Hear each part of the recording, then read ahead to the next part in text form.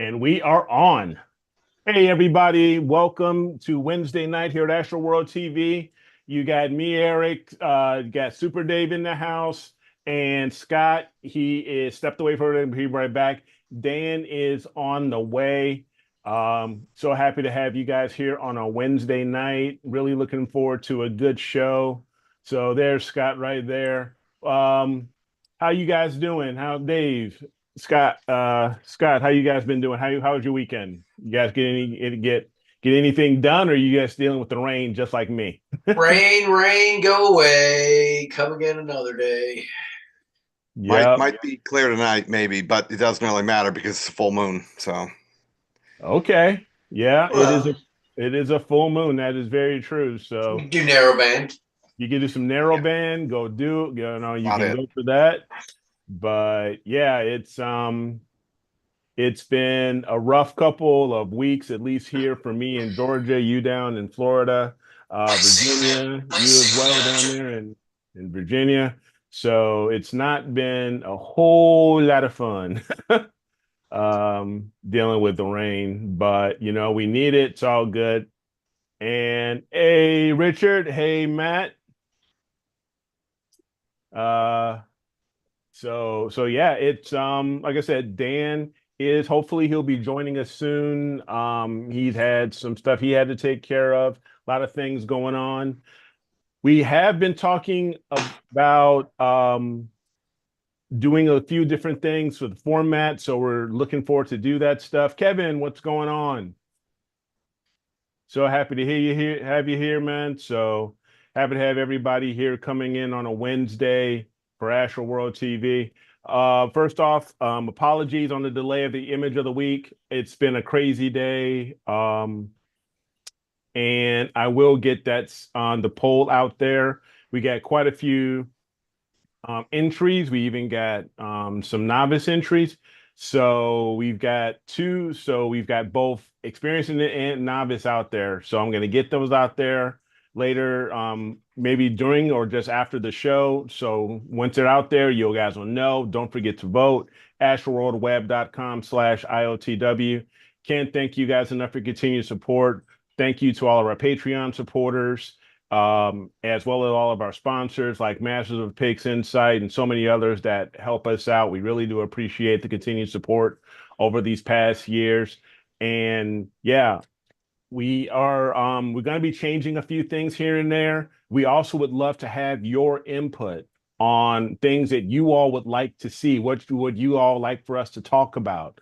When it comes to astrophotography, novice, experience, things like that. We're thinking about not only on segmenting things out a little bit, talking about a little bit of hardware, as well as doing a little bit of software, maybe a little bit of a live demo, processing, stuff like that. So we've got a lot of things going on right now that we're trying to hash out to make the show better, for you guys, to make it more advantageous for you all, to get those little bits of information that you guys can use to take back into your astrophotography workflow and stuff like that. So more to come on that. So don't worry, it's coming. It's coming real soon.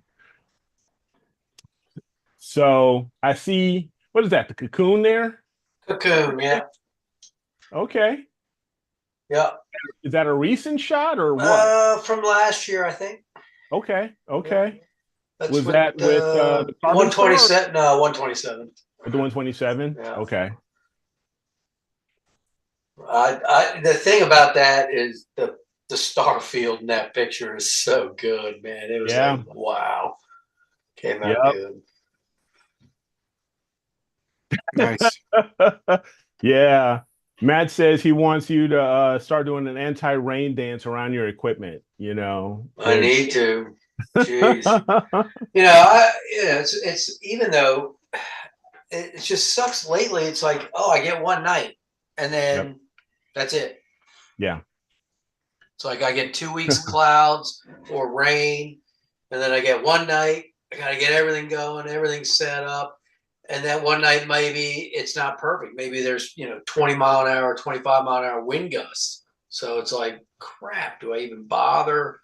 Hmm. It's just, and then the next night, clouds are back. for the next couple of weeks. Okay, we got our first question here from Richard. PEC training, how and when to use it. Now, PEC training, for all of you don't know or know what that means, is periodic error correction training. You do that with your mount. And what it does, especially, it's helpful for especially if you have mounts that utilize worm gears. Okay, when you have worm gear mounts, they have those gears, and every once in a while you have to deal with the backlash and the movement of those gears, and it's trying to basically go through what's called a worm cycle. And that could depend on your mount. I know on my Ioptron mount, for example, the worm cycle to go through an entire revolution of the worm cycle was 5 minutes. I believe on the AVX, it was the Celestron AVX, I believe it was 10 or 12 minutes. So it really depends a lot, first off, on knowing, what that revolution is. You can look that up through your manufacturer's website or just Google that. A lot of times you can find out what that worm cycle is, and they'll be able to tell you. But it's basically to help know when you have these fluctuations in those gears that cause, when you're doing auto guiding, when things are, and guys, help me out and chime in here, It makes automatic corrections it's as making it's automatic learned. corrections. But periodic error is the downside of harmonic mounts too. Yes, that is true. It's built into in fact, the periodic error in a harmonic mount is worse than you're going to get in a worm gear mount. Mm-hmm. That's what I heard. Yeah. So, but those mounts aren't designed to learn that periodic error. You have to do it with third-party software like PhD2 will do it. Yeah, so, there is. But you have to you have to use the right algorithm, and you have to know which settings you need and everything like that. I've tried using it with, but I don't know if I have the right settings to make it work properly with the WD-20. So for now, I gotta play with it, and I haven't found anything that explains what settings to use with the WD-20 for the PPEC algorithm. Because I know during the training, when you do a training session, you can do a training session either through your handheld or through your controller, or there's other ways, the means of doing that. And what it does is it's basically when it starts to guide, it's basically doing a recording of those errors, right? As it goes through the worm cycle a few times. Correct. And it reads those errors and begins to record those errors to know when to expect to make a correction, right? And so you record, and then once you do that recording, you'll save it to the mount, and then you can do a playback, and it basically plays back that recording so the mount knows when to expect to make that type of a correction. Yeah. So like for me, I use the EQ6, so I'm using EQ mod. Yeah. And the EQ mod, muted.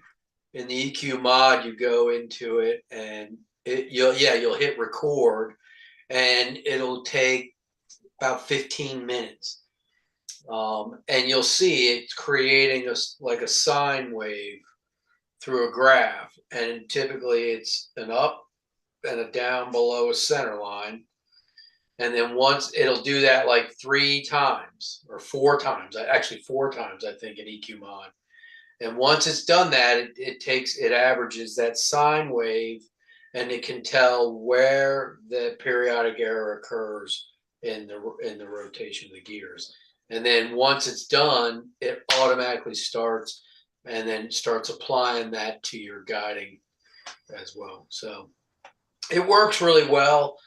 I've had issues with it where I've had to redo it multiple, if I shut everything off and then, it's a couple days later, I started back up and the mount starts guiding, and say I've had to readjust my polar alignment or something, if I had to take the telescope off, put it back on, repolar align, everything like that, then it starts going through the periodic error correction, and it's wrong. Mhm. It's not where it's supposed to be, and my guiding goes crazy and acts weird.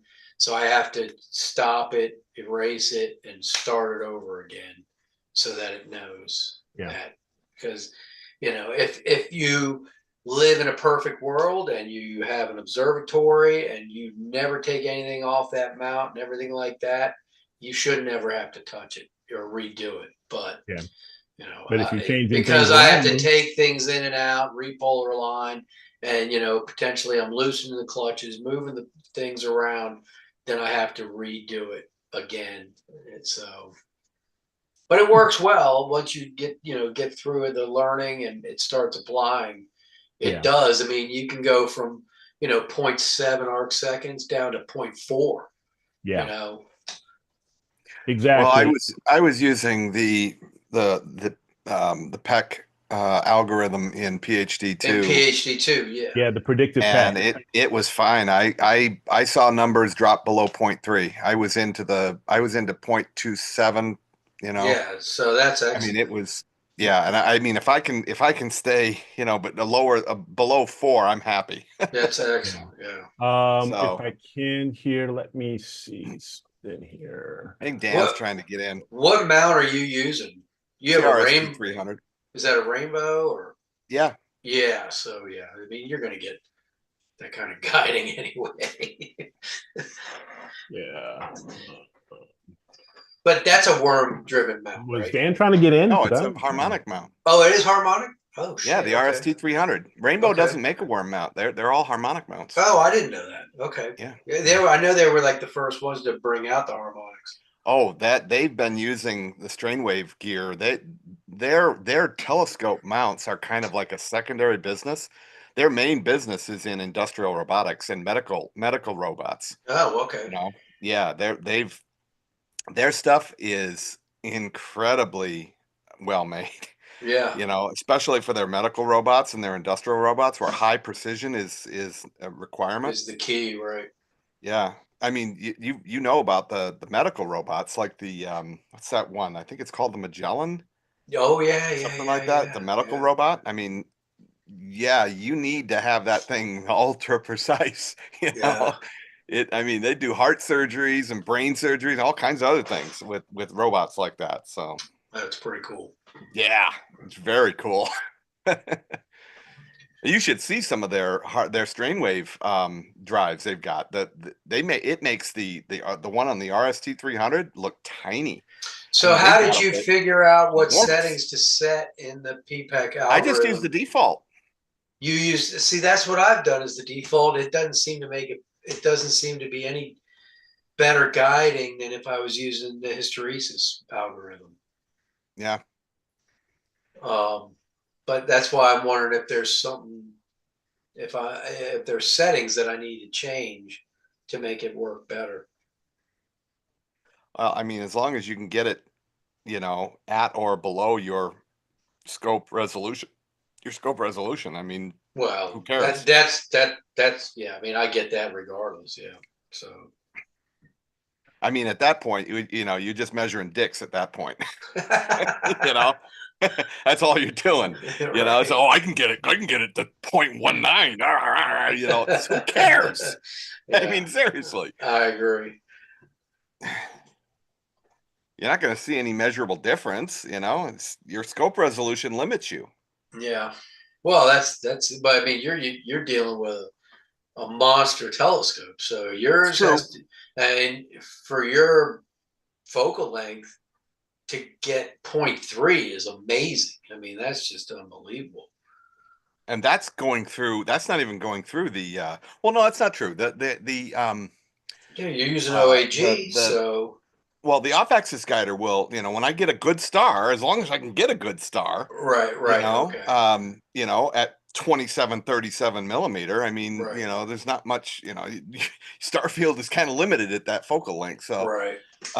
but if I can get a good star, and it will track at 0.3, no problem. Yes, But I'm that's getting 0.3 or down below 0.2, with a guide down scope. into the twos with the William Optics, the one that Yeah. Eric just bought. Right. Mhm. The guide star. I mean, that's a fabulous little doublet. You know, it's a doublet, or is it a triplet? Yeah, it's a doublet. Doublet. It's Mhm. a fabulous little guide scope. I mean, I don't think you can do better. Let me see here if I can. Especially not for that money. But yeah, I've just all I did was select PEC in the Yeah, let me algorithm show my screen section. here. That's all I did. Yep, I'm going to share my screen here really quick so I can show what you guys show what you guys are talking about. Is Dan not? Is he not? He's I got a message from him, but I mean, I bounced over to VMix. He was in VMix. was he in VMix? Yeah, and I said no, we're in Zoom. He's like, oh, you're in Zoom. Send me the link. Yeah, I know, and I sent him the link, and I'm waiting for him. Okay. So we can just chat in here. Since we've already got the show going and everything, Yeah, that yeah. makes sense. But yeah, let me go here and share my screen. One. Maybe. Yeah, maybe. All right. So if I show my screen here is, let me minimize. Yeah, let's do this a little bit. PhD 2. So you can go here under advanced settings. Bring that out a little bit. It's small. Yeah, expand the page. Expand it out. Expand it out. Yeah. It's tiny. You're only using a quarter of the page. Good Lord. Wow. Yeah. Cancel. Let me cancel that. There it goes. There That's better? better. There you go. Yeah, there you go. Okay, Just cool. hit the brain at the bottom. Yeah, so you can just hit the brain was going through your advanced settings. The brain. Go to the brain. And you go to algorithms, and it's and it's right there, here right there is hysteresis, and then and under right ascension there's predictive PEC. That's what you need, and that's what you need. That's what you're looking for, because this will actually PhD, instead of you going through all the training with the mount itself, PhD will do the recording and do the playback and everything instead of you dealing with it on the mount itself. Yep, and I think it makes changes to the algorithm the longer you run it. The longer you run it, yes. So here you can do that, and then if you want to, you can go, and then once you have the right ascension and you have it set to predictive PEC, you get it started. You do a guiding assist. You can do a guiding assist and just let it run. Let it run for as long as the worm cycle is, or maybe you do it twice as long as the worm cycle is, be it 5, 10, whatever minutes, based on if of your particular mount and the manufacturer's information. You do it for that long, and then the guiding assistant, and then you get the information from the guiding assistant, make your modifications per that. You apply those modifications off of that, and away you go. And I believe that's it, right, guys? Information. Yeah, pretty much. Now that's it, the thumbnail. And then the that's how I've always done it. But now, does it give you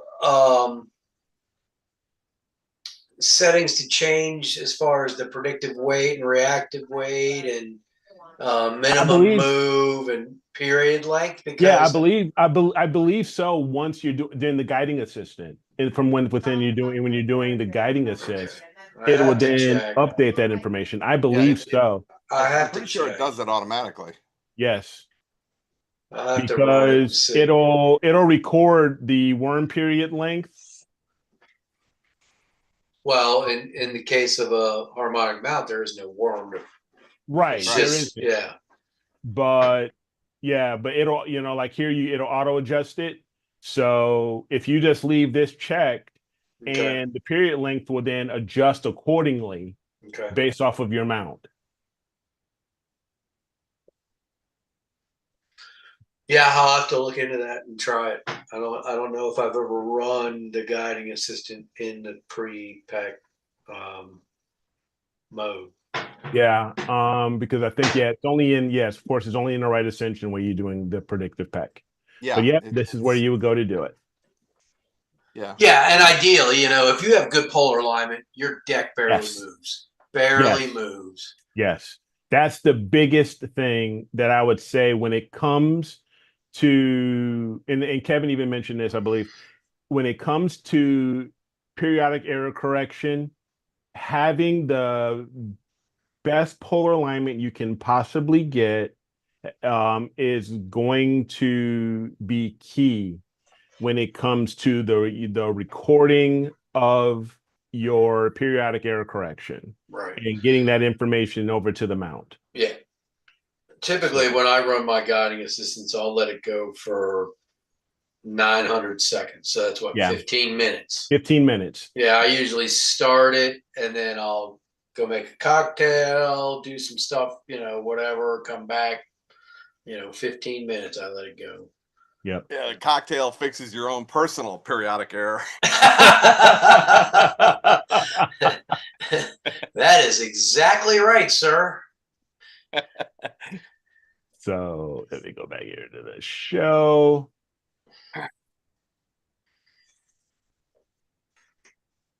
So yeah, so Dan's finally in here. I guess he's on the road or something. No, he's No, home. no, I just got home.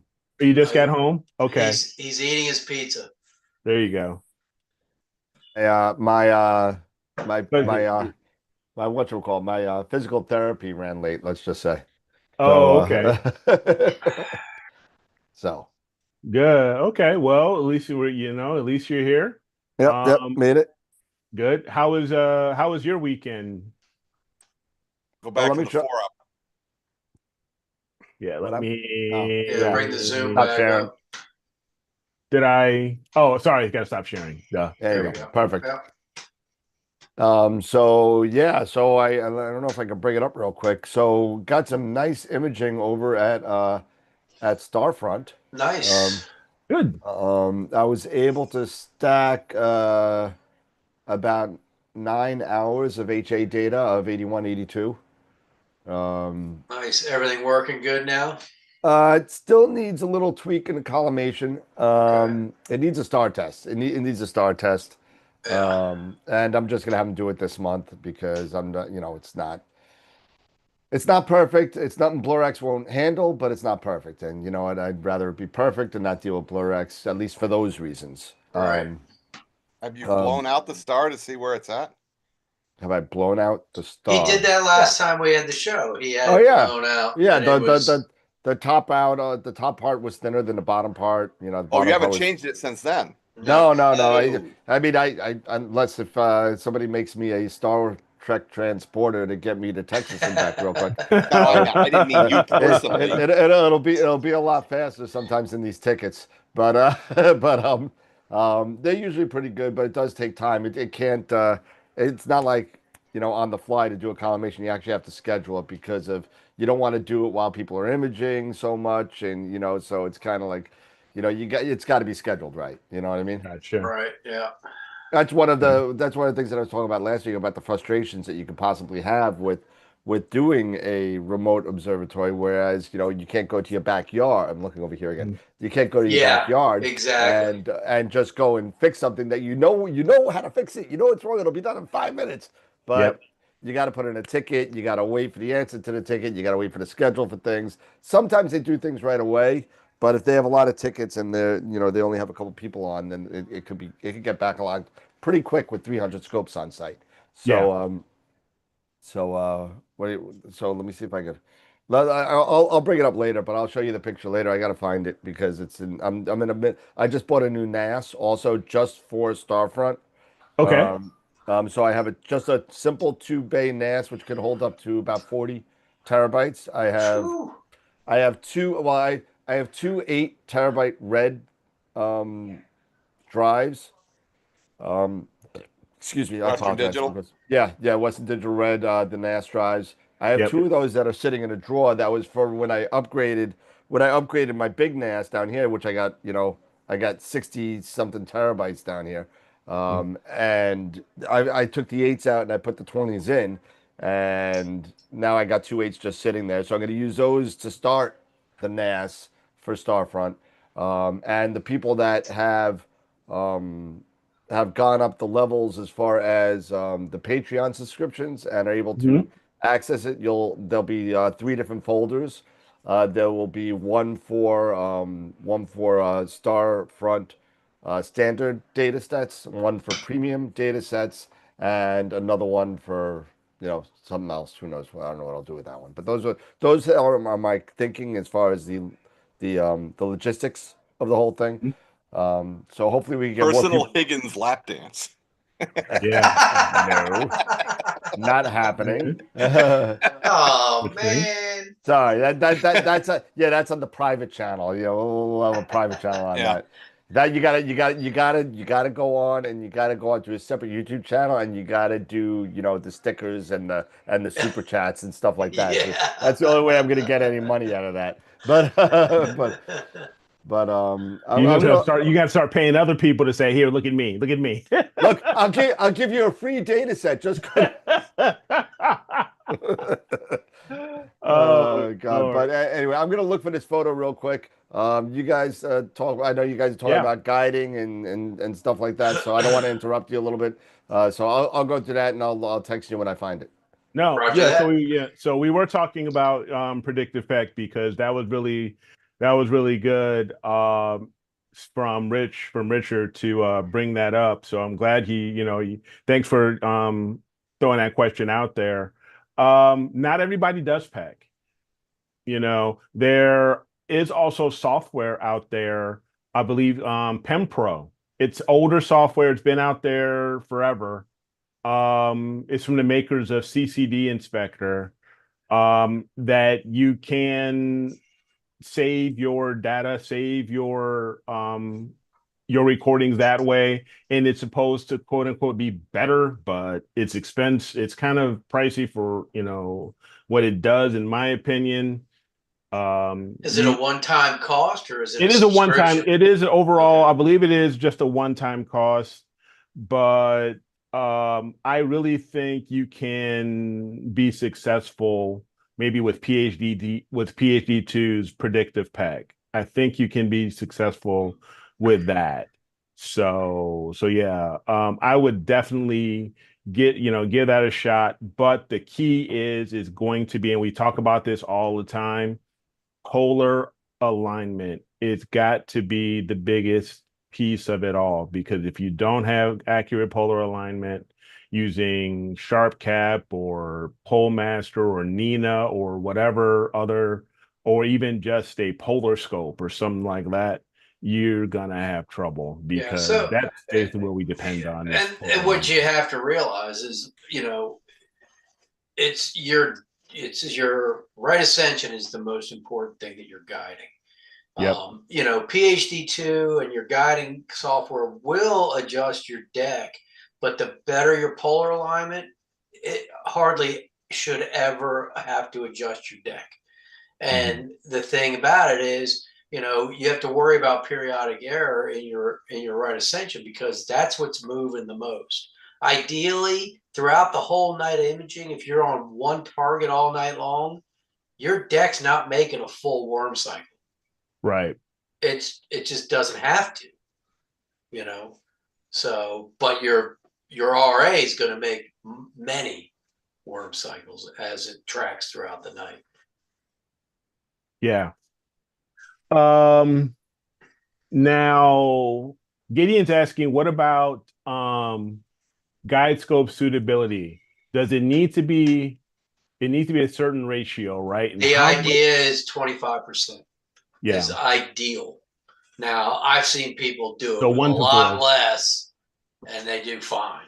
So, it all depends on your results, because Scott's using it's a 60 millimeter on Same one your, Eric's got.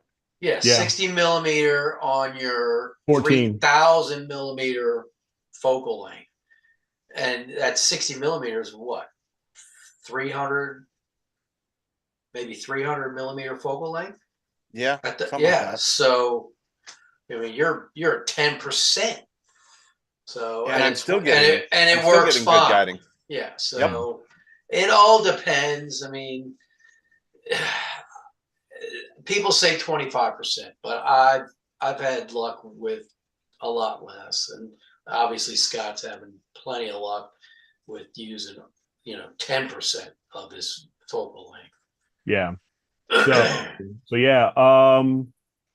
So yeah, you're absolutely right, Gideon.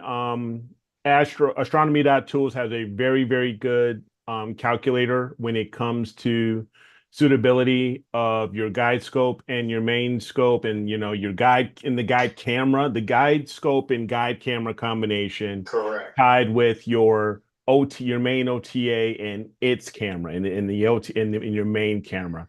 And basically it is looking at the arc seconds per pixel, I believe. Yeah. And then it does a ratio of, like 1 to 1, 1 to 2, 1 to 4, what have you. And you want to be in that 25%, so what is that? Is that 1 to 4? Something like that, 1 to 4, 1 to 8, something like that. Yeah. I hate math. I hate math. So when it comes to ratios, forget about it. But yeah, I have gotten a new guide scope myself for the 11, the same one that Scott recommended. He uses this for his 14. I don't know if you see it there in the background. It's the gold one, the William Optics Guide Star 61. So I'm looking forward to using it. And I think it'll be really good. Oh yeah, an 840 main scope to a 120 millimeter guide scope. I think this should be okay. Yeah. I think you should be okay. It's like a 1:8 ratio. I think you're okay. Yeah, they're Gideon. But yeah, that's going to be a big. What camera you use on that 14? The 2600, right? Yep. And that's what I plan on using with the 11 here. Is Both of them. I've got the color and the mono. Yep. And then the guide scopes are the 174 and the 290. William Optics. Yeah. Yeah, the Guide Star. Yep. Guide Star. I'm looking it up on astronomytools.net right now, just to see. William Optics. Yeah, and this one here, I believe I'm going to be using this other guide camera here. Yeah, and this is the 290 that I've got here, and I'll be swapping this one out, moving it over to this one. So I'll be putting this 290 with this 61 here and giving it a go. Yeah, fat chance, Gideon.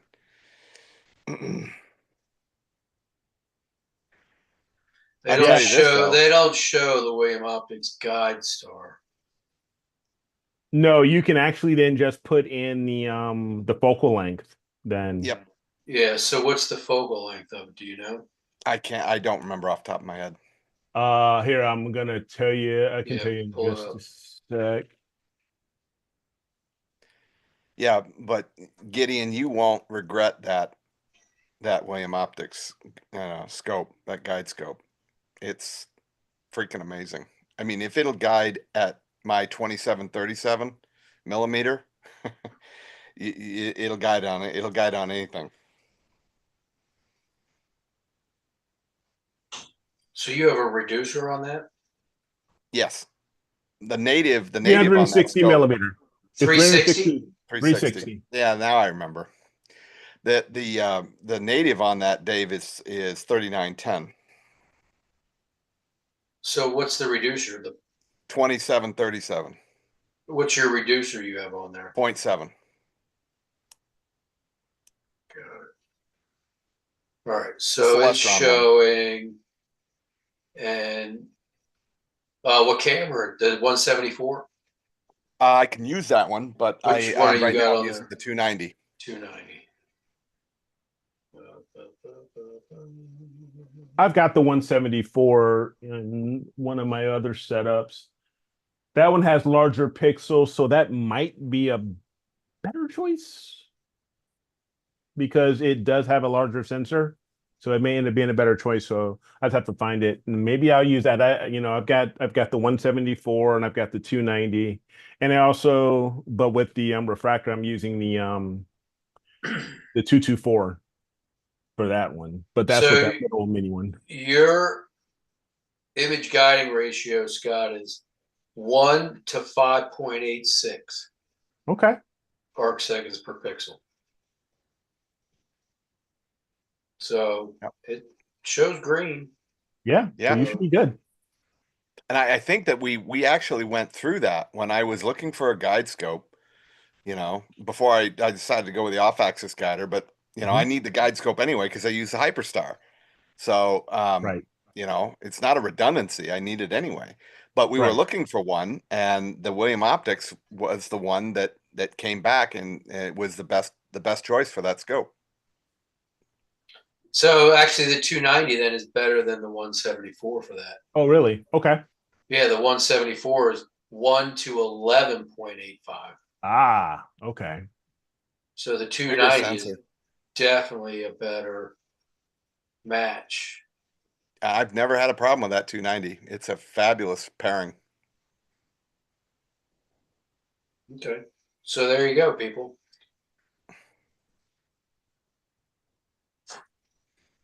Yeah.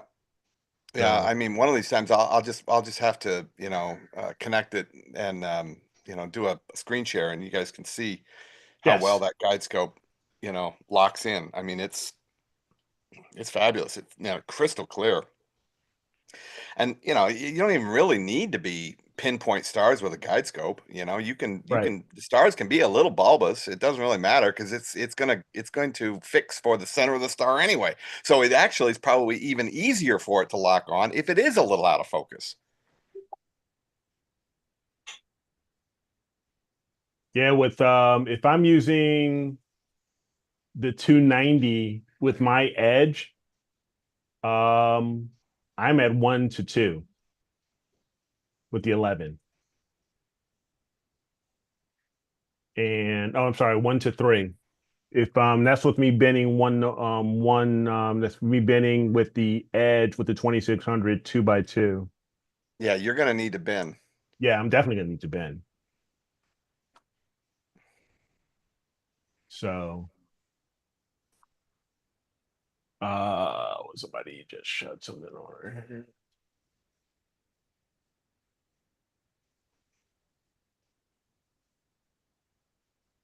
What in the world?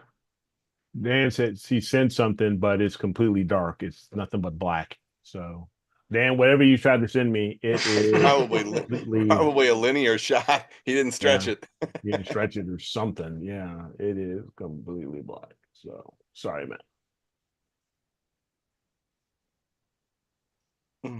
Um, let's Yeah, I see. forgot to stretch it. Yeah, I know. Give me a Yep. second.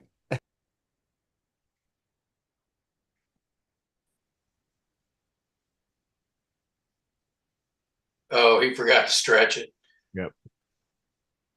Let's get any old small refractor, but get a QHY 2200 meld kilo guide scope. Yep, he clipped the picture.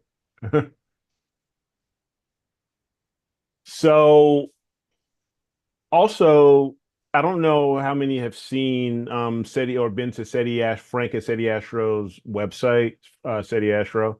He's got his suite out that's got a lot of cool stuff on it. I mean, I just downloaded it to um take a quick look at it. I haven't shot through it all, but it has it has a blink analyzer, so you can run everything outside of PixInsight. You run it through this suite. It checks that, goes through subframe selection, all that. It's got GHS, it's got his stretch tools, his what's in my sky, so you can discover if there's any other odd things or maybe some anomalies out Mhm. in your photo. So you can check that out. It's pretty cool. There's a lot of cool stuff in that suite that's free, and it's all free. So Nice. yeah, the 220 is supposed to be an upgrade to the 290, but my 290 works just fine, so no need to spend the extra money on that. But I did hear, Richard, you are right. I did hear it is an upgrade to the 290, the 220 mini. The old adage, if it's not busted, don't fix it. Don't fix it. Don't fix it. So yeah, it's now my big thing is just gonna be take a look at those. That's nuts. I can only imagine what your 14 looks like. So it would look like, Scott, compared to just these two. Well, I mean, if I can get the images of M51 that I got, I mean, I got all kinds of data. Just I've got registration issues. I can't get things to line up, and I'm just and talking so about the size of these OTAs. I can only imagine what your 14 looks like oh, it's a next to just beast. these two. Yeah, it's a beast. I mean, I, it's I mean, 390 millimeters across. I mean, this is nuts.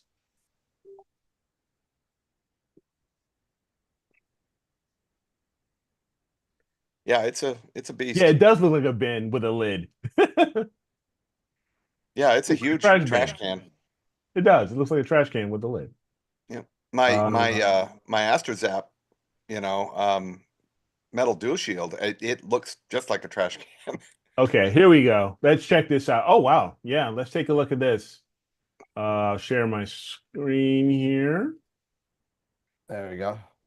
Yeah, so I had to do a little. This is just with the DBE, a crop, and a statistical stretch by SETI Astro. So Yep. So let's go there. It's just HA. that's only HA, no flats, no darks, no bias. And how many hours is that? About 8.5. When are you going to get some RGB on that? Well, when the moon goes down. Oh, Right. well, Another So week. Dan's in a weird place down right. What does that mean? Oh, there But we it's go. nice to see Dan getting data. Yeah, yeah, No matter where it is. It's just nice to hear Dan saying, I'm getting data. yeah. I can actually talk about something. It's nice, you know. But so I was able. I successfully used the target scheduler for the first time, Okay, and Nina. yeah, and Nina. Okay. And it was acting a little odd. For some reason, it did an hour on the Black Eye Galaxy, which is in my target scheduler. Then it went to M16, and then it went back to the Black Eye Galaxy for another hour. And then it went to what was the last thing? I forget what the last thing was. There was something else that I put in there, but I got all four images in there, and it imaged straight on through to, and did everything it was supposed to do. It was classic. It was great. Is I it didn't. Let me ask this. Is it looking at the time based off of where it is as far as the altitude and everything? So it's saying, okay, maybe this is the best time to grab this target. Maybe that's why it went So from yeah, one target to the other. yeah, but it shouldn't. And I guess I don't know. Maybe it's something to do with one side of the meridian, or I'm not sure what it is. But you could set on the target schedule. You could set Mhm. how many minutes on either side of the meridian. I put zero on everything. I don't care what side of meridian it's on. Okay. And you could set a minimum altitude and a maximum altitude. So if you don't want to shoot under, I put under 30 degrees. I don't want to shoot under 30 degrees anywhere. So I did that. I just went to So me and I'm staying with a little bit. Which I got done. And from there, school also so they can kind of the and stuff of the European viewing be better than this other guy at time out to go from because the right side for me. It's going to that works keep so many for the start here and it's over and it's that time for me or after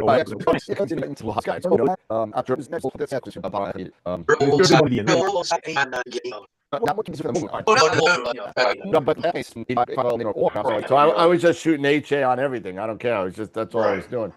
But it was what was the delay he said?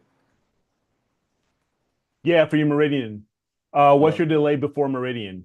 Give me 1 second. I gotta bring much. up. Well, we were talking about that. It wasn't much. You're on a pier. It's not like you have any danger of hitting anything. So no. You can delay a minute before Meridian. Let's see, plugins. In fact, I think that's what he said it was a minute. Yeah, that's probably all it's got. I believe I left it at default, but I mean, let's see, target scheduler, target management, profile, Starfront. No, it's not profile. It's a profile. Projects, maybe. Projects. Still used to this. I got like 7 different projects right now. So let's see. I got it's weird. I have the crescent and I have it like off centered a little bit to kind of make it look kind of cool, I think. But so I just called it the Saturn region. And I also got a bunch of mosaics planned. I got a 9-panel mosaic planned at the Witch Head for the winter time. Wow, 9? It's going to take 9. Wow. It's good. Well, it's going to take 9 to get what I want. I want the screaming effect at that star. Gotcha. So I want what's that bright star? What bright star is that? Is that Rigel? Rigel. Yeah. So it looks like she's screaming at the star to turn off. It's too bright. So I want that effect. And with 600 millimeters, I need 9. So that bright star is going to look cool with the spikes, man. It's going to look great. Yeah. Those spikes are going to go all the way across your frame. So let's see. Like All in Attack does on my horse head. So my Meridian window is 0, 0, and I don't see anything that says. I guess that's what you're talking about. The Meridian window is 0 on everything. I think 0, 0, 0, 0, 0. Everything's 0. So it doesn't care if it's on the Meridian or not. On anything. So and that was done under the advice of the Discord channel on Starfront to set it up at 0. So yeah, see how that's All in Attack spike goes all the way across. Because it's almost hitting you in the head. Yeah, it is. It's going right through. It's like it is just skinning right over the horse head itself. So it's at 0. I don't know if anybody has any ideas on using the target scheduler or whatever. Let me know. Yeah, definitely. It's an on-attack lightsaber. It's just going right through. So I got 2 guests coming. Okay. I locked in Rumen Bogdanov. I'm gonna mess up his name. He's the creator of Indigo. Okay. Yeah. So he's gonna be coming on, and I also locked in Sarah Matthews for the end of June. So awesome. So she's in. I got some other things lined up too, so we're gonna have to get a calendar going because I don't want to I know you got it or double book. Double book, yeah. So So I believe the 29th is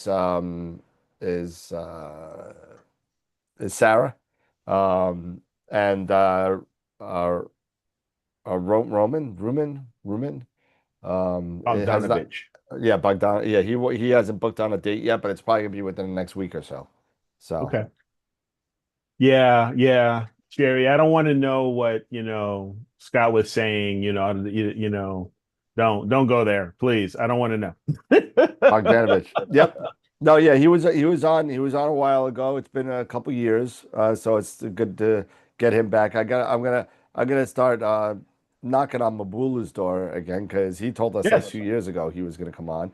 At Yeah. the release of 4.0, I'll be on. And that was like Yeah. that was a while ago. That was a while ago. That was a Yeah. while So. ago when APP, the update and everything. Did you show the picture or no? I didn't even. I did. I I did. did. I did. I was watching. It was good. Yeah, Yes. it looks No. really good. No, it Yeah. looks So, really good. I mean, Yeah. you're getting a lot of that stuff coming out of the cigar galaxy. yeah, so Yeah, I you saw, are. I it's saw gonna that look really cool. I saw that in the first stack of like an hour. I started seeing the little fuzzies coming out. The devil horns coming Yeah, out. the fuzzies coming out. Yeah, Yeah. so now with Yeah. AI, I mean, YouTube crushes it, but it's really kind of like it really turns out pretty well. So I mean that's all the HA I think I'm gonna do. You got like I don't know, I got almost 9 hours of HA on it, from a board of one sky. So I think that's more than enough. I think that's plenty. Yeah. So if you I don't know, can you zoom in on that or? Let me see. Let me go back to it.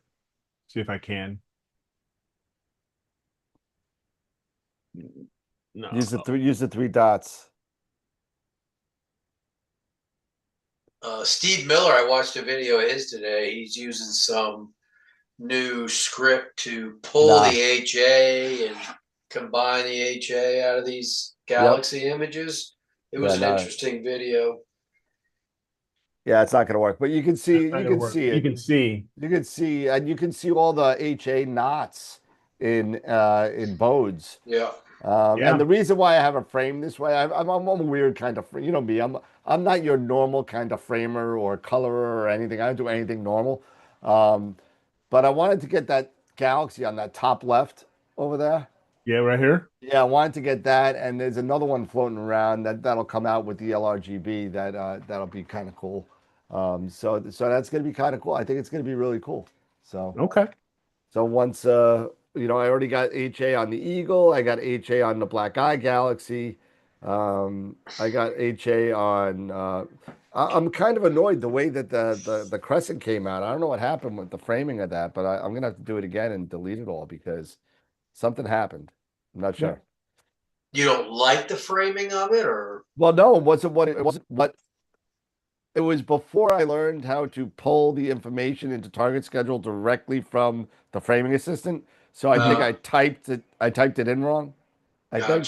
So I'm gonna do it again. I'll do it again. Well, now I'm just gonna, it's gonna be crappy weather the next couple days. I gotta do darks and bias. Hopefully my flat panel will show up soon, so I could do it.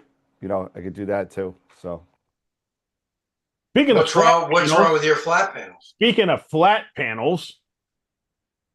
Oh, Eric needs a new one. It's ordered. What do you want from me? he needs a 14-inch pie plate. Yeah, the 320. I could put a New York pizza on it. Yeah. Exactly. So yeah, so I don't want to hear about it. Yeah, I could put a New York pizza and a Sicilian on yours. But, deep dish. But 16-inch freaking monster.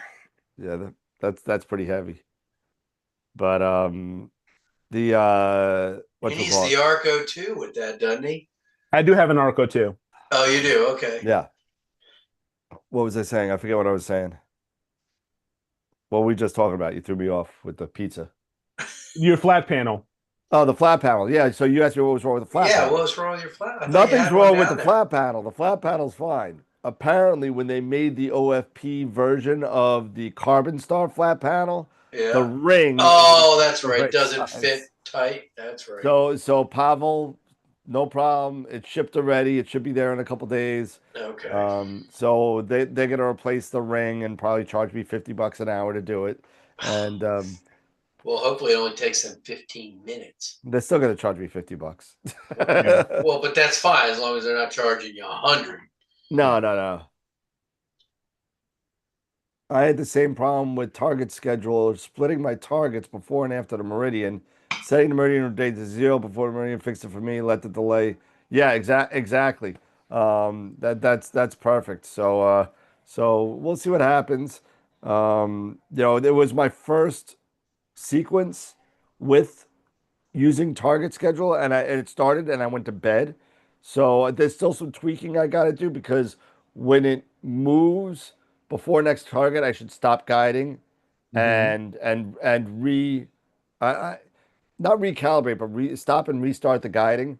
Yeah, I should that's do one that. thing I've found with BHD2 Yep, and Nina.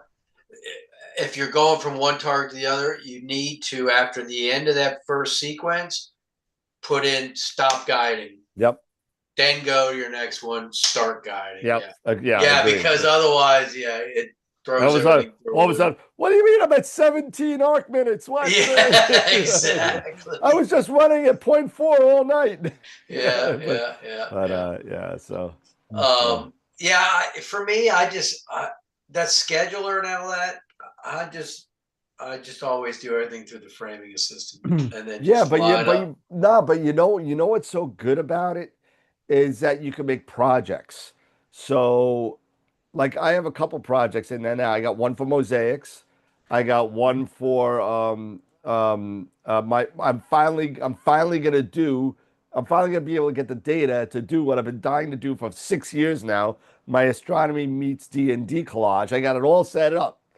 So it's gonna take all the images that I want in there, and it's gonna be like I got a logo made up with astronomy and D&D. It's kind of cool. Oh But boy. so Oh yeah, yeah. right in the We've been middle. But talking about that for years. I Yeah, it know has been. I've been talking about it before any of yous were on the show, I think. I was talking about it with Tim Cowell. And it's crazy. But We got to set it to Rush 2112. I got something for that. Oh hell yeah! Oh, But I wish I could show my screen. I can't because it's Cygnus on X1, you know. my other computer. Yeah, exactly. But so like Well, two. I got my Mm. I also have what's called low altitude projects, right? Because I don't want my main project to go under 30 degrees, like I mentioned before, right? But I still want to see if I can get some of the stuff that I shouldn't really be able to get. yeah. Um, You'll be but able to down there. yeah, but I don't know how good it's going to look. So I made something called low altitude projects, which is me anything under 30 degrees, like the cat's paw, which I'm dying to get.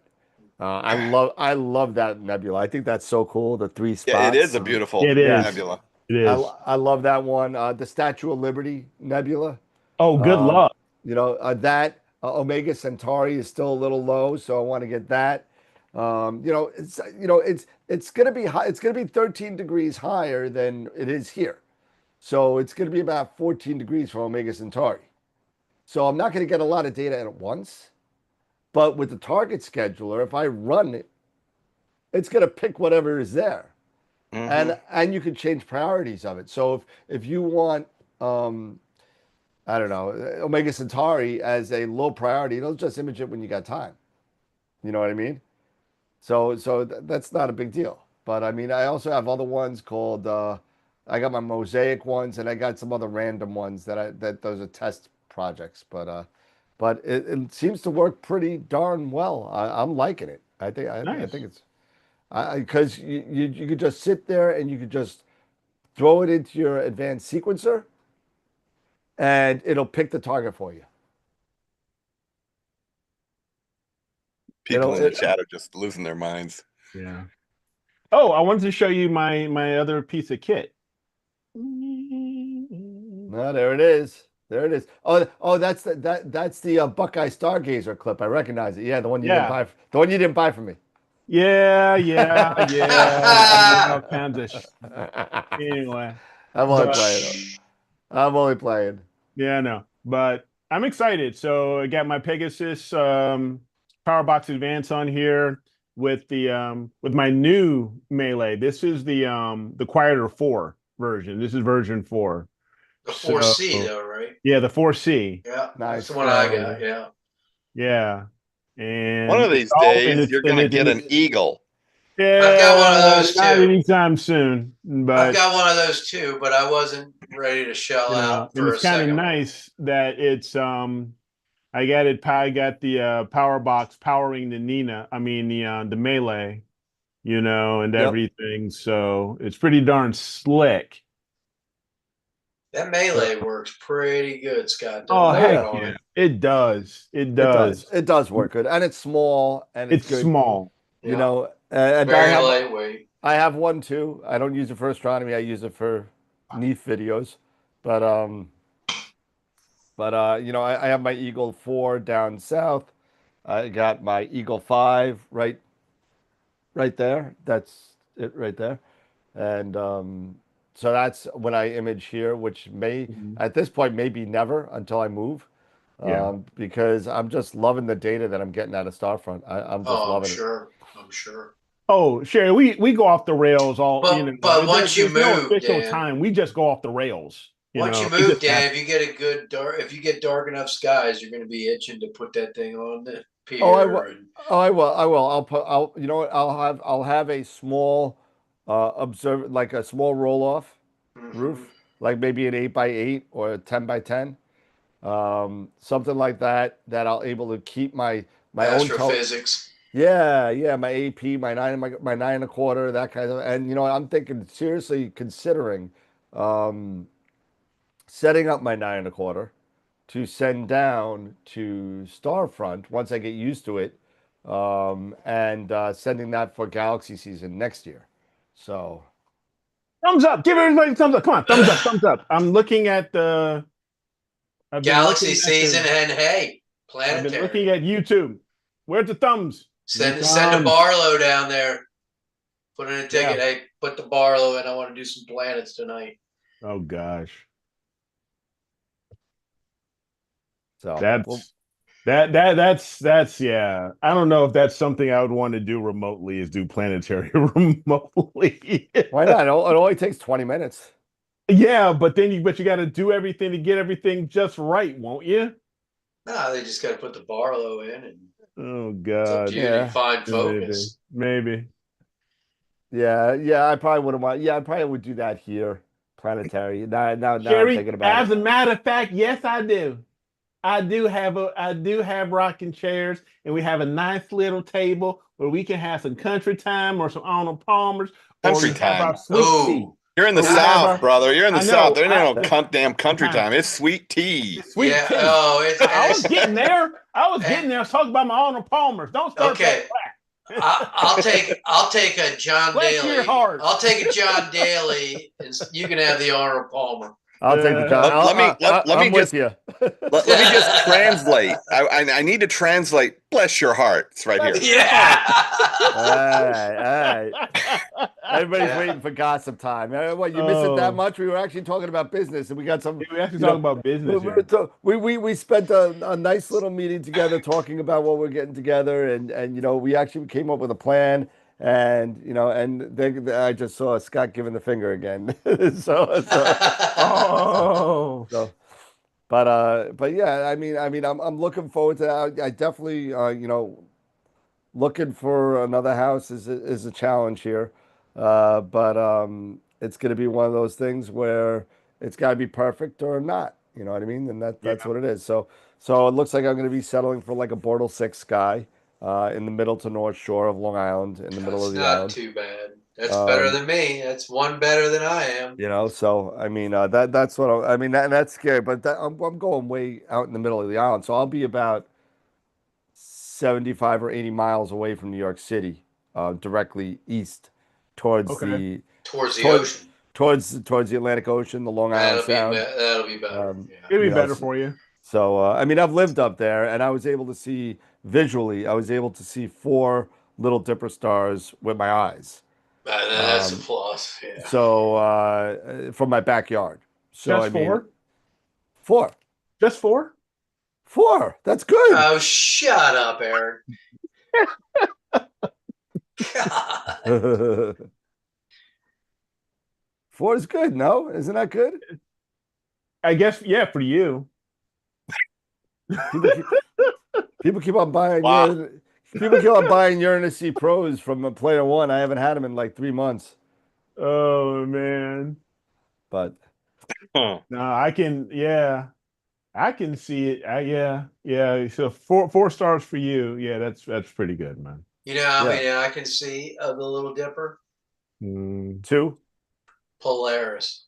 No, Polaris, that's it. you guys see Coach Ab. You guys see Coach Ab. The Yeah. Yeah, maybe I can see that Yeah. one, but yeah, I know I can see Polaris with the naked eye, Oh yeah, that's about it though, right? pretty much. So yeah, I feel you. I feel your pain. Now the Big Dipper, I can see most of those. That's not a problem. But Well, you can see you can see the asterism of it, but and then when Pleiades is directly overhead, I can see that without any problem. Yeah.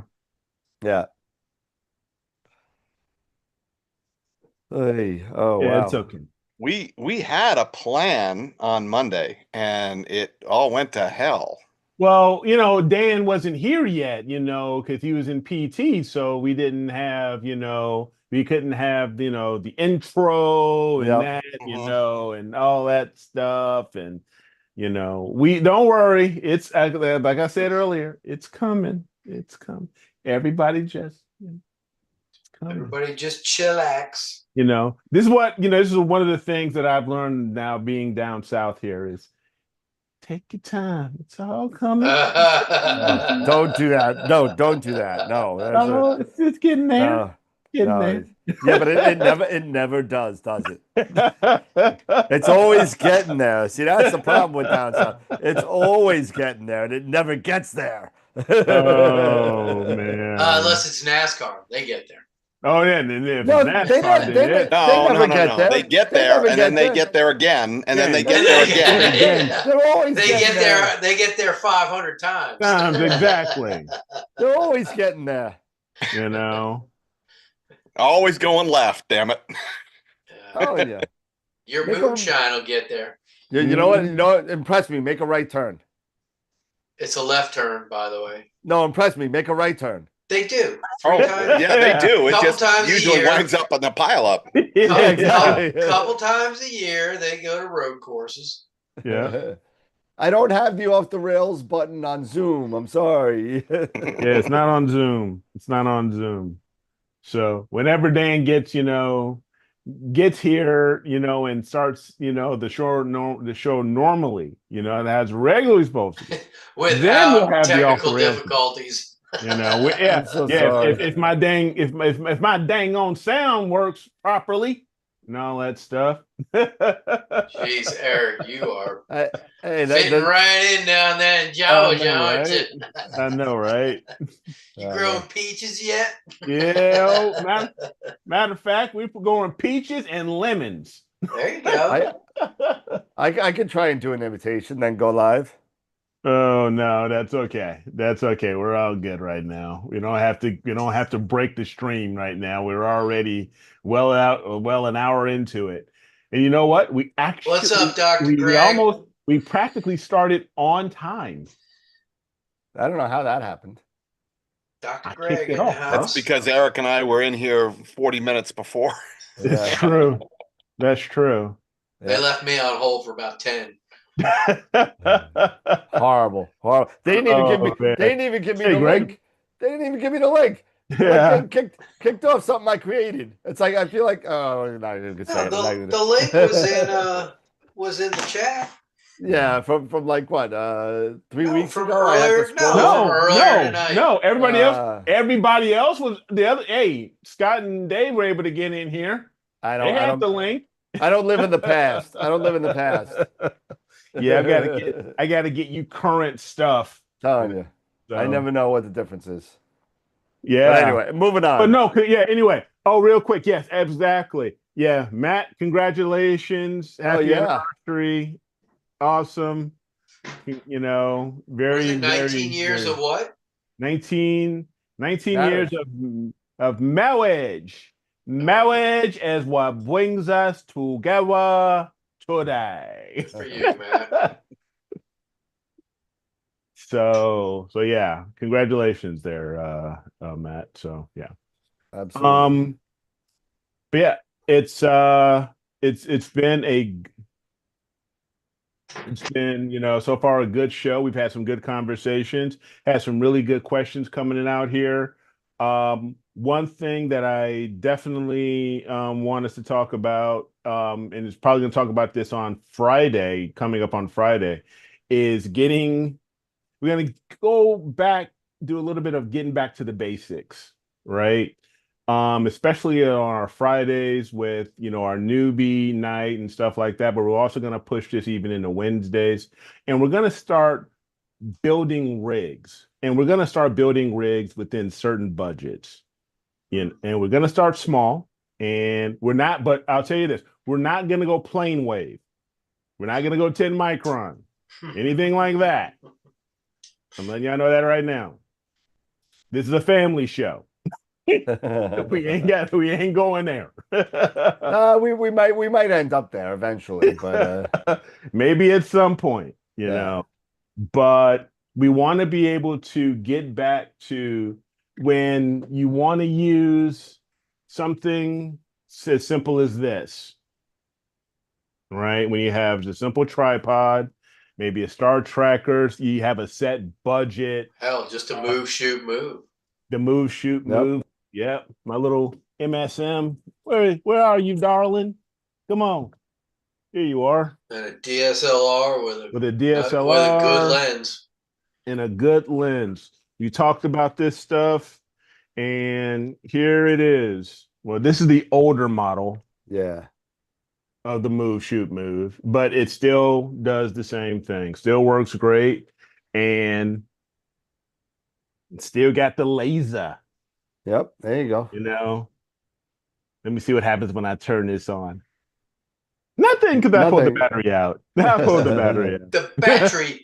Yeah, I blind everybody. I would burn through my freaking Somebody camera. stole your battery. Yeah. I said we go get the mother. But yeah, so we're going to talk about utilizing things, like the move, shoot, move, or lower cost equatorial mounts, maybe like the GTI, the AZ, things like that. You know what? I can tell you right now, you go on eBay, I bet you can find an EQ5, Oh, yeah.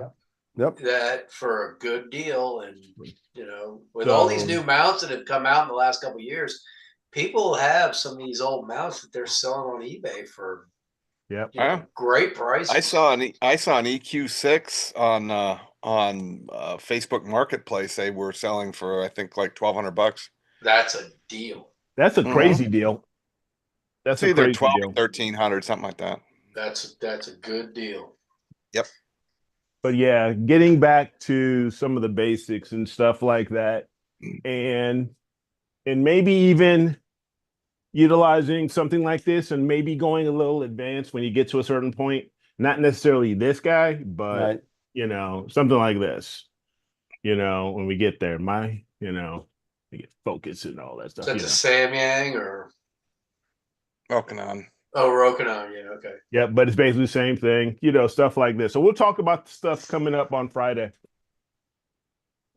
I'm getting started.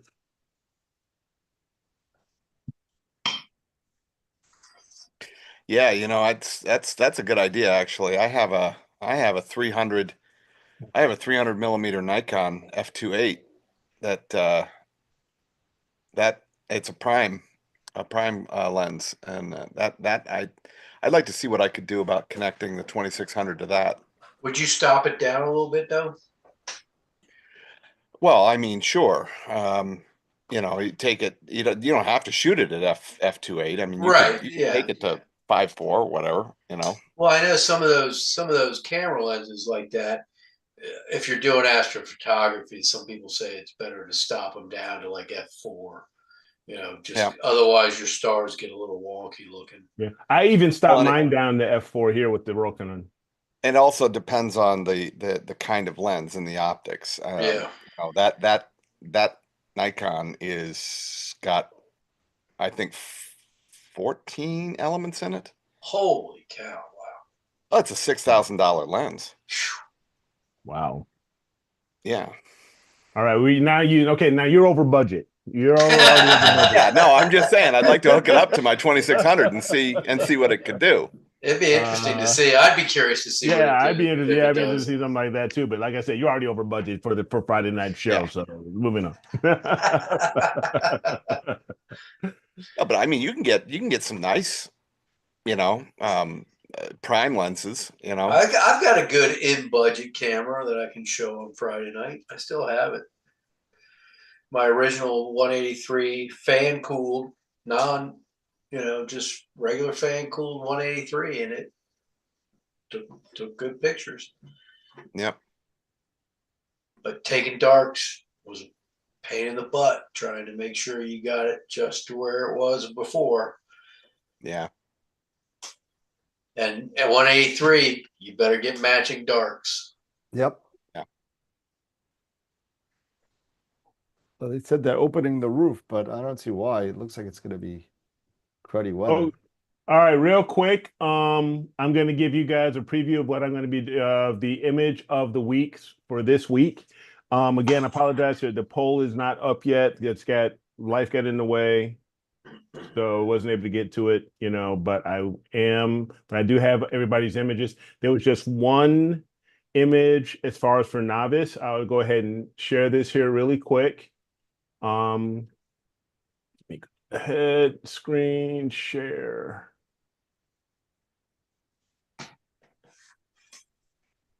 So we have John, from the blood moon when it was approaching totality. So we have this from John Capathorn.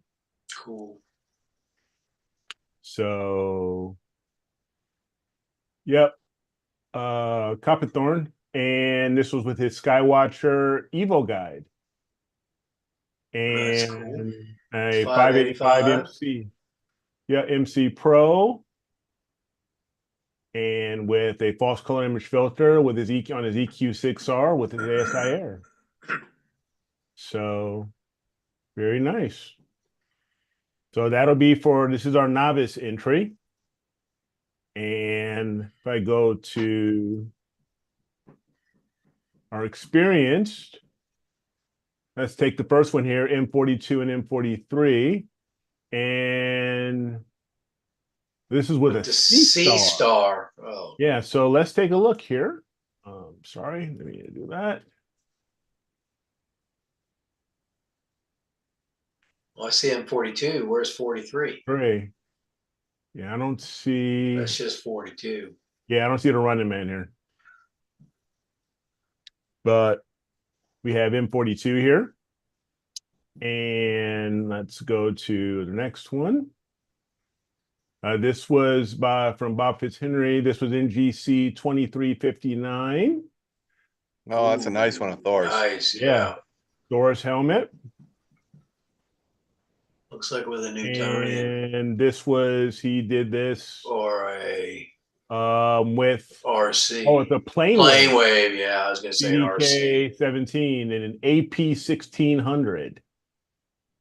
Oh, and an FLI. I want to get Finger Lakes Instruments. I've got your card. I've been trying to reach you. So, Greg, if you see this show, please reach out to me.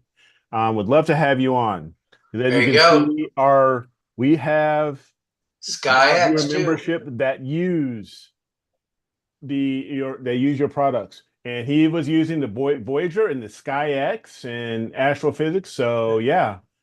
1200, 900, 1200, 900, 12. Wow. Yeah, 26 hours. It's a little bit over 26 hours of total integration, of total exposure integration. 20 minutes, 14, 20-minute exposures. And now we have Mr. Tom Peters, Sharpless 132. Let's take a look, see here. Ooh. Oh, that's a lion. Now that's a lion. Mufasa. And here Tom's Sharpless 132. This was with his Teleview 127 in this 127. in full Full frame. frame, yeah. Yep. With Astrodon filters. And quite a bit of integration time here. Quite a bit. So, all right. These will be going into the poll. These are what you're going to be voting for and who you're going to be voting for. So, as soon as this comes up, I'll have this on the website after the show, but there is the preview. So, get ready to vote. All right. They all look nice. Good stuff. Yeah, that rig's over budget. That plane wave with the AP1600. That's an impressive shot, though. Taking 20-minute long exposures. Yeah, that's really nice. That's really, really nice. So yeah, I mean, you're looking at a probably a $30,000 or $40,000 rig. Yeah, probably every bit, if not more. Yeah. So I'll be working on getting those out. So all right. One thing I will let you guys know is that we are actually going to do a small modification. We are going to try to keep the show at 90 minutes. That's one of our goals. One of the things we did talk about was to try to keep the show to a 90-minute show, so we're not overloading you guys, we're not overloading ourselves, and all of that other fun stuff. But yeah, so we're almost at time, but I just want to get that out there. And don't forget, again, if you like what we're doing, you like the show, please do us a favor. Drop in comments in our Discord, drop in comments in the chat for YouTube, shoot us messages, all that stuff. We want to make the show better for you all, our viewers, and we want to be, but not only that, also give you all the opportunity also to share your knowledge as well. So if there's information that you want to share, if there's equipment, processes when it comes to software, things like that, this is just as much of your passion as it is ours. We want you guys to share that with us. So please hop in. There's a Google Sheet to sign up. We'd love to have you on and share your knowledge and your information, and share those good little nuggets of info that would really help us out. Don't forget to smash that like button. Absolutely, Sherry. Do not forget to smash that like button. Smash away, Hulk smash away, Hulk smash that sucker. Matter of fact, a little off the rails here. Captain America, the new Captain America is coming out at the end of the month. Hey, what are you waving around for? The Red Hulk, man. Harrison Ford, Red Hulk. I don't want to hear that. So I haven't even seen it. So, Yeah, Harrison Ford had to be red. They had to get rid of that pasty look that he's been getting as he's getting older. So yeah, definitely we would love you guys to share the show with your friends, share the show with people in your astronomy club who are getting into astrophotography, who want to learn about astrophotography, because this is not a hobby for the faint of heart, but we want to be able to guide as best we can, guide you through some of the nuances, some of the pitfalls, get you away from the pitfalls and stuff like that we made, and all that stuff, so you guys can have a much better experience when you get your rigs and when you get out here under some clear skies and enjoy doing what we do, which is go time traveling. We time travel. That's exactly right. And see what's amazing out there in the cosmos. Well, that's the whole point behind what we were talking about, and I'll go into more detail about this after we close the show, but with you guys. But one of the things that my wife and I were talking about was basically dovetailing off what we were talking about on Monday, and that is, building a set of rigs, 4 or 5 different rigs, different, for different purposes, and maybe Yeah. more than that, but Mhm. looking at 4 or 5 different rig setups.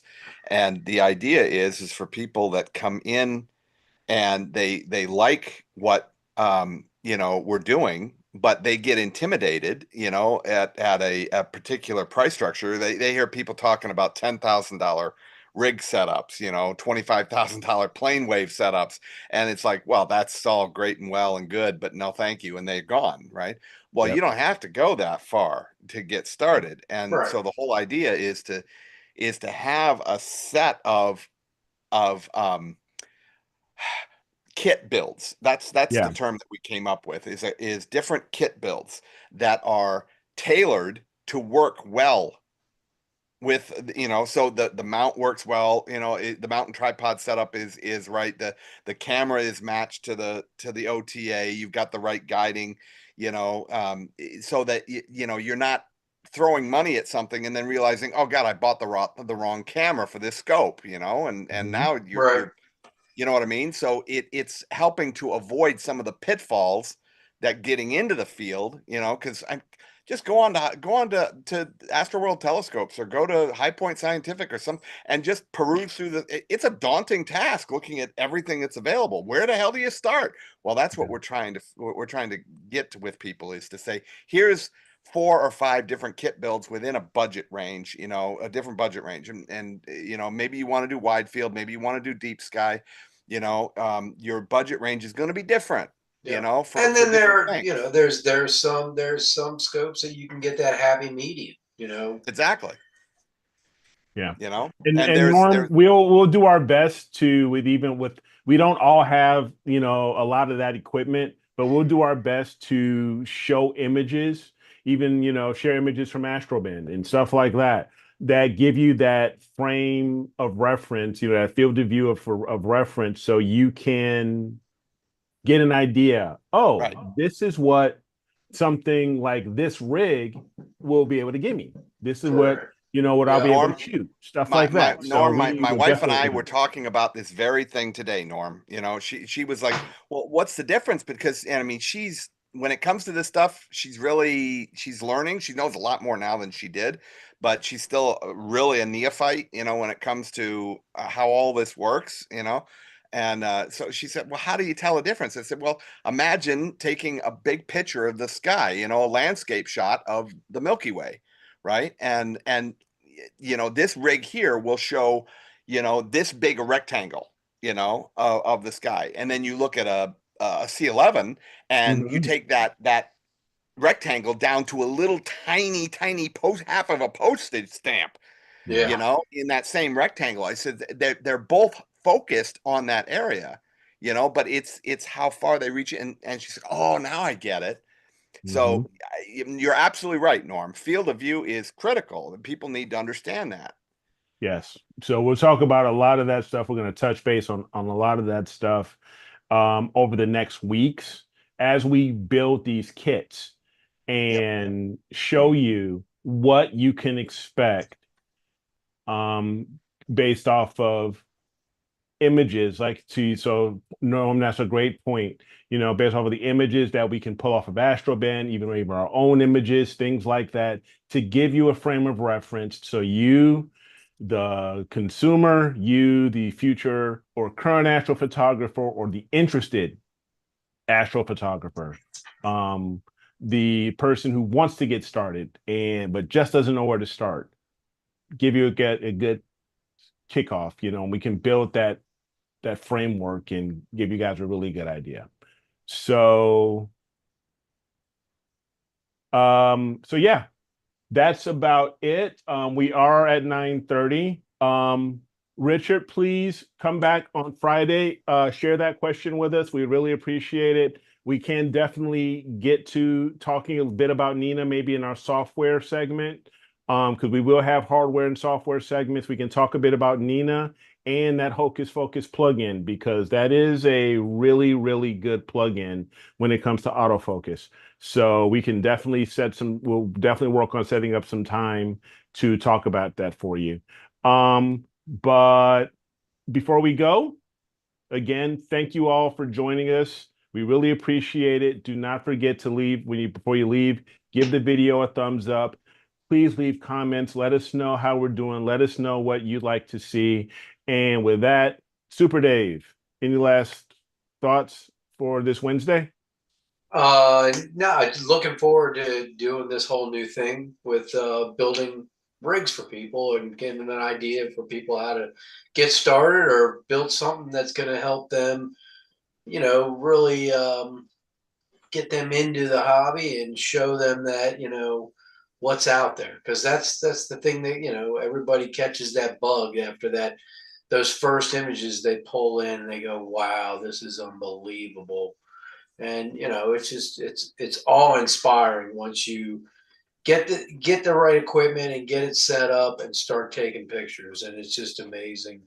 And it's unfortunately, you battle the weather and the elements, but when you get a clear night and you get out there and you do it, it's just awesome to do. Absolutely. Awesome. Scott? Yep, ditto on that. I'm actually my next series for Astro Playground is going to be on the Hyperstar, and setting up collimating and getting the Hyperstar to first lights. It'll probably be a 3-part series, so that'll kind of dovetail into what we're talking about here. For those that want to start with like an SCT, they want maybe they'll start with an 8-inch or a 9 1/4, but they'd like to be able to have a dual purpose. And that the Hyperstar is a fabulous way to turn that scope into a dual purpose scope. Mm-hmm. Yep. So Absolutely. Cool. wide field and narrow. Yep. To our fearless leader, Mr. Higgins. What you got, bro? Forget about it. Forget about it. I I, got nothing. I got Boy. nothing. I am just, He looked like he'd been rode hard and put to bed wet.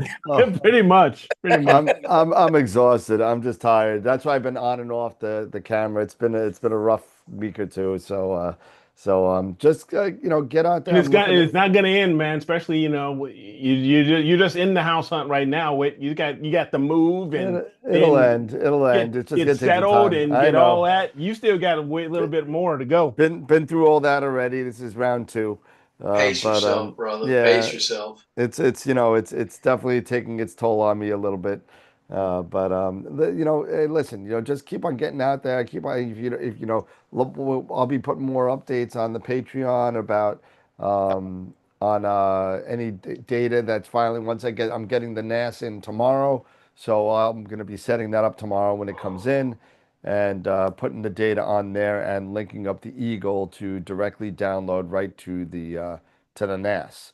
So Yep. so that's the plan for tomorrow. For those of you that are looking for telegizmos on the site, I'm still working on putting all that up, so I apologize. It's taking me a little bit longer than I normally take. For those of you that have had questions regarding Player One, still working on stuff on getting that in. I've been pushing a lot of the Altair stuff because it's been easier to get, and they're great cameras also. So I mean, it's one of those things that it's one of those things. Um, so tariffs are what they are.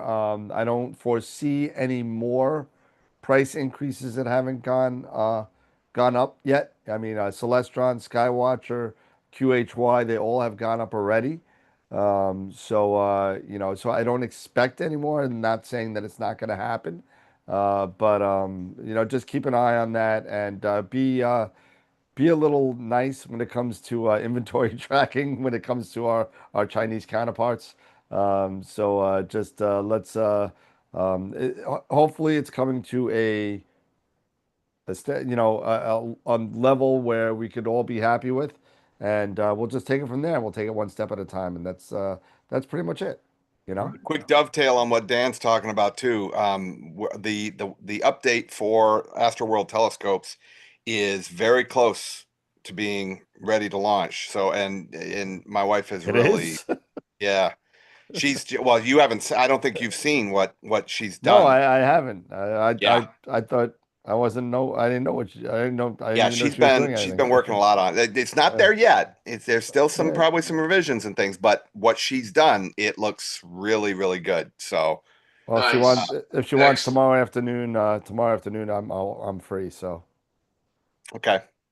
All right, guys. Well, yeah. that's it. So thank you guys again for joining us. Don't forget to give us that thumbs up. We really appreciate it. And as always, keep imaging, keep educating, clear skies, and we will see you guys on Friday. So take care. All right. See Later, you, guys. everybody. Have a nice night. Have a nice night.